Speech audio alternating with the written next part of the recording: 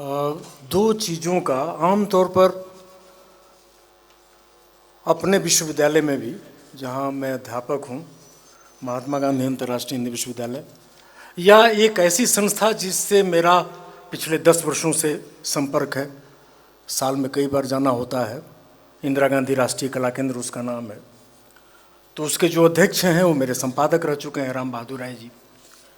तो या तो वे बुला लेते हैं मुझे और कहते हैं नहीं, संचालन तो आपको करना है, या फिर ये प्रधानमंत्री, युवा प्रधानमंत्री, इन्होंने कहा। तो मैं कहीं भी किसी वक्ता के वक्तव्य पर टिप्पणी नहीं करता।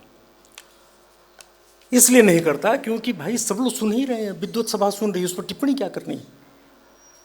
लेकिन प्रोफेसर राजकुमार जी ने जो कहा कि निर्णय मेरा है और किस तरह के लेख, दो चीज़ों का उन्होंने उल्लेख किया, इसलिए मुझे टिप्पणी करनी पड़ रही है। एक तो संदर्भ और टिप्पणियाँ,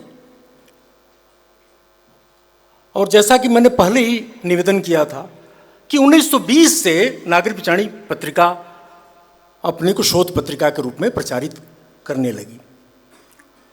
अब शोध है क्या? अब पिछले 5 वर्षों से प्रोफेसर राजकुमार जी बहुवचन का संपादन करते हुए मैं खुद सिर पीट लेता हूं। किस तरह के लेख आ रहे हैं, शोधालेख।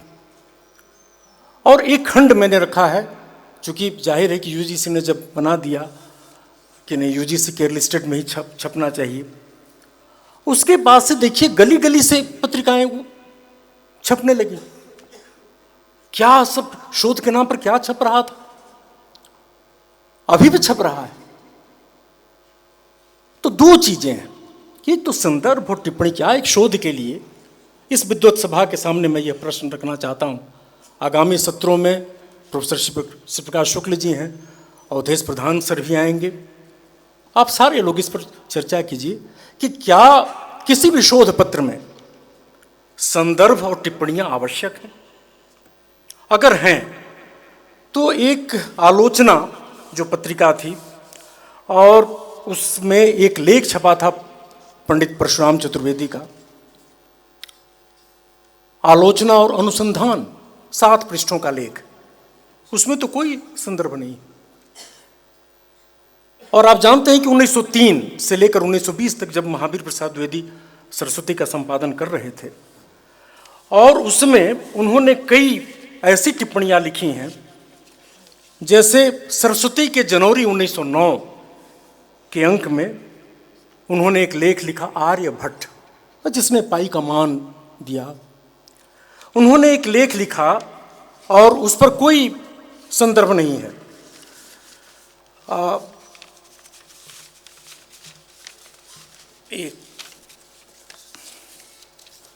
सांख्य शास्त्र और उसके तत्व, यह महावीर प्रसाद द्विवेदी का एक लेख सरस्वती मार्च 1916 में छपा है। उसके बाद और किसी में संदर्भ और टिप्पणियां नहीं। उसके बाद एक बहुत मूल्यवान रचना है आचार्य द्विवेदी की, जो सरस्वती में ही छपी है, सितंबर 1916 में, कौटिल्य अर्थशास्त्र का रचना काल। आप जानते हैं कि संपत्ति शास्त्र पर उनका कितना बड़ा काम है।